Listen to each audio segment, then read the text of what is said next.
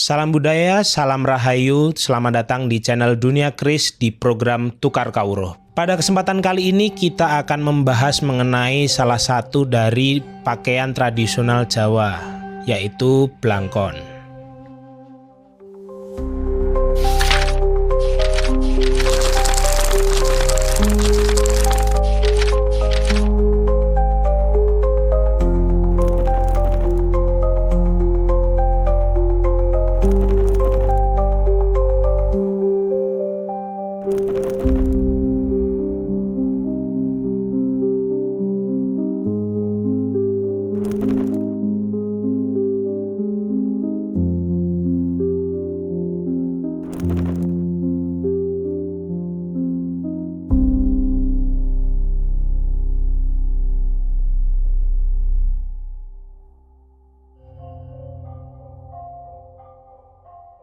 Blangkon merupakan salah satu elemen penting dalam busana tradisional Jawa yang syarat makna historis dan filosofis. Blangkon tidak hanya berfungsi sebagai pelindung dari sinar matahari, tetapi juga memiliki dimensi sosial yang kuat dalam struktur masyarakat Jawa.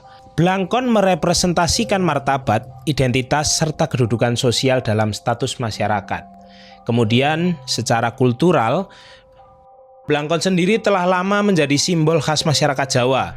Dalam catatan tradisi, blangkon digunakan sebagai penanda stratifikasi sosial antara kaum ningrat keraton dengan kita masyarakat biasa, di mana keraton menggunakan blangkon sebagai dari tata busana resmi, sedangkan kita masyarakat biasa menggunakan ikat atau ikat kepala. Jadi kita berbicara tentang blangkon, kita perlu menelusuri terlebih dahulu asal-usul ikat sebagai bentuk penutup kain kepala di tanah Jawa atau di Indonesia. Memang tidak ada catatan sejarah yang secara pasti menjelaskan kapan orang Jawa mulai memakai ikat.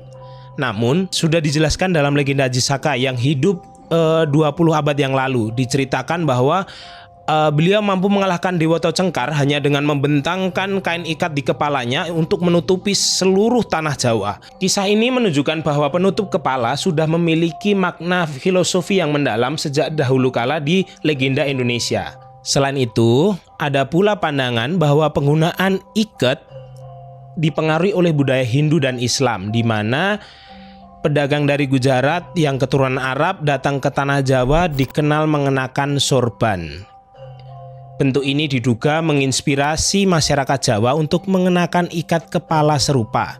Dalam versi cerita lain, pada masa peperangan ketika kain menjadi sulit untuk diperoleh, pihak keraton mengutus seniman-seniman untuk menciptakan sebuah ikat kepala yang hemat bahan dan lebih efisien. Maka terciptalah blangkon seperti yang kita kenal seperti sekarang ini. Pada masa lalu, kebanyakan pria Jawa memanjangkan rambutnya tetapi tidak membiarkannya tergerai.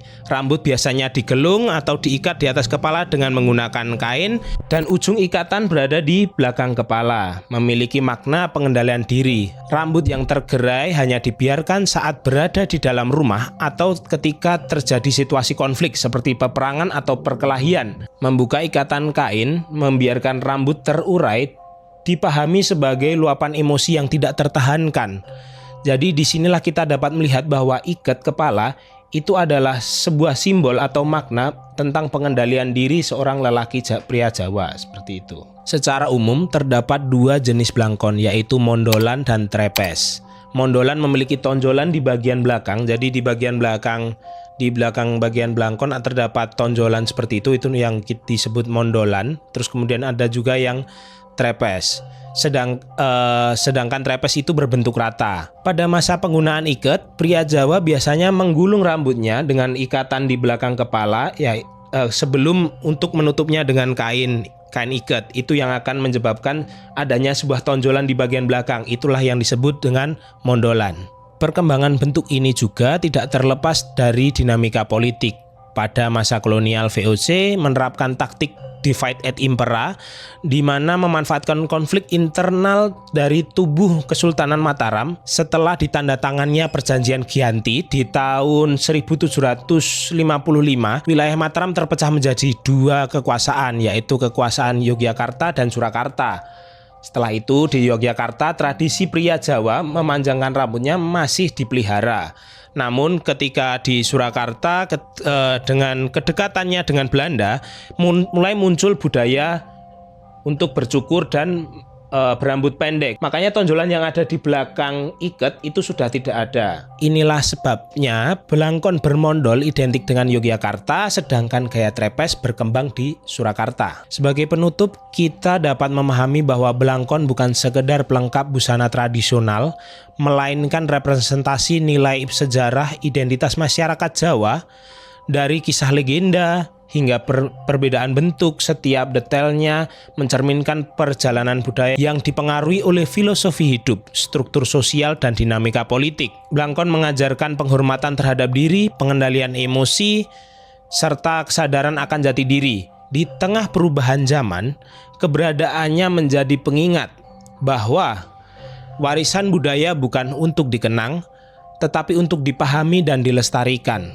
Melalui pemahaman tersebut, kita turut menjaga kesinambungan nilai yang telah diwarisi dari generasi ke generasi.